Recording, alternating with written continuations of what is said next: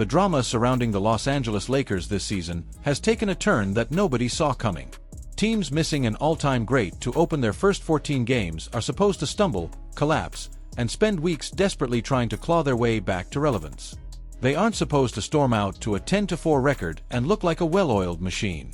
Yet somehow, that's exactly what the Lakers did.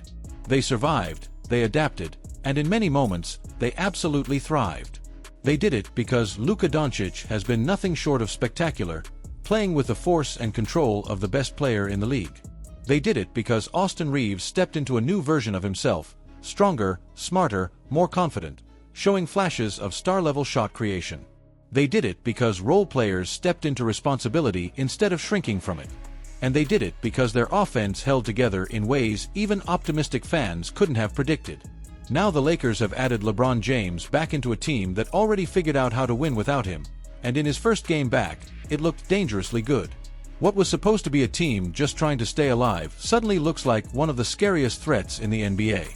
LeBron's return against the Utah Jazz was more than a comeback. It was a reminder of how much one player can elevate an entire organization. Utah has suffered through plenty of painful Laker moments across history, and they unknowingly stepped into another. The first quarter, however, told a different story. The Lakers opened by starting Rui Hachimura over Marcus Smart, a decision that didn't give them the defensive presence many expected, and the result was immediate chaos. Utah jumped out to a quick 16-6 lead. Luka turned the ball over 4 times in the first quarter alone, and the Lakers surrendered a rough 36 points in the opening frame. It looked like the kind of sloppy, uneasy start you'd expect from a team trying to reintegrate one of the greatest players ever. But even through all that early turbulence, something changed every time LeBron touched the ball. The offense steadied. The spacing improved. The rhythm returned.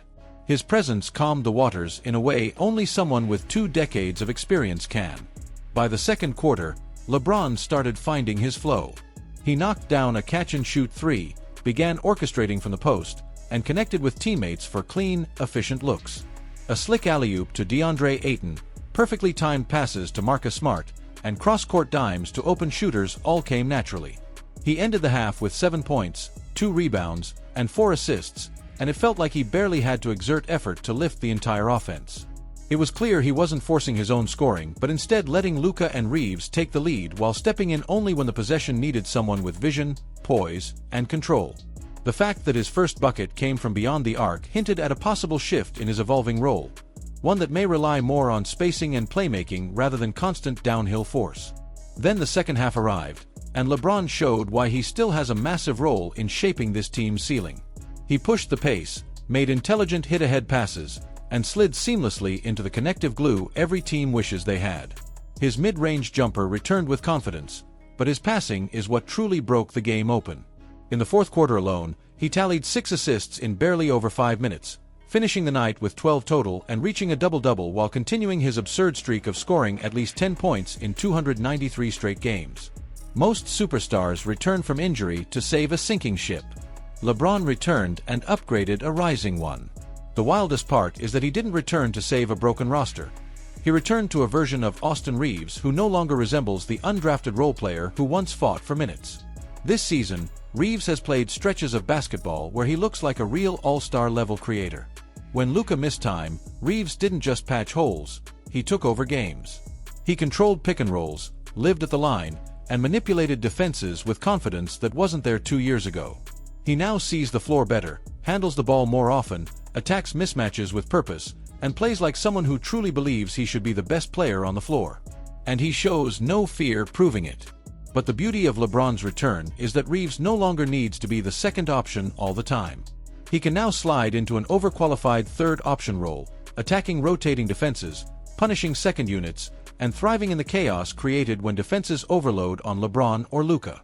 Reaves' game against Utah was proof: 26 points, 11 of 12 from the line, and constant pressure at the rim. If this is your third option, the Lakers have the kind of depth most contenders dream of. Then there's Luka Dončić, whose MVP-level season has rewritten expectations entirely. Opening the season with 3 straight 40-point games, averaging nearly 35 points, 9 assists, and 9 rebounds on high efficiency, and showing improved conditioning that unlocks late-game dominance, Luka hasn't just been great, he's been transformational. Some nights he controls games like a conductor directing a perfect orchestra. Other nights he runs into elite defensive length and struggles with frustration, but each time he responds like a true superstar. His performances since the Oklahoma City meltdown have been electrifying, from destroying New Orleans to dropping 41 on the Bucks and shutting down every run they attempted. He has replaced LeBron's gravitational pull, forcing defenses to bend around him, opening lanes, triggering rotations, and making the offense function on a higher level. The games he missed revealed his value even more. Without him, the offense felt fragile. With him, everything clicked into place. But LeBron's return elevates everything even further. When OKC overwhelmed the Lakers with size, speed, and execution, that game exposed every hole in their roster. And it made the Utah game even more telling. LeBron didn't need to dominate. He needed to organize. He needed to stabilize. He needed to guide. He became a supercharged connective piece running an offense that already ranked top 10 in the league. Suddenly, role players looked more confident. Transition attacks had purpose. The half-court flow improved. The fourth quarter turned into a passing clinic. And what we saw wasn't the final form, it was the preview.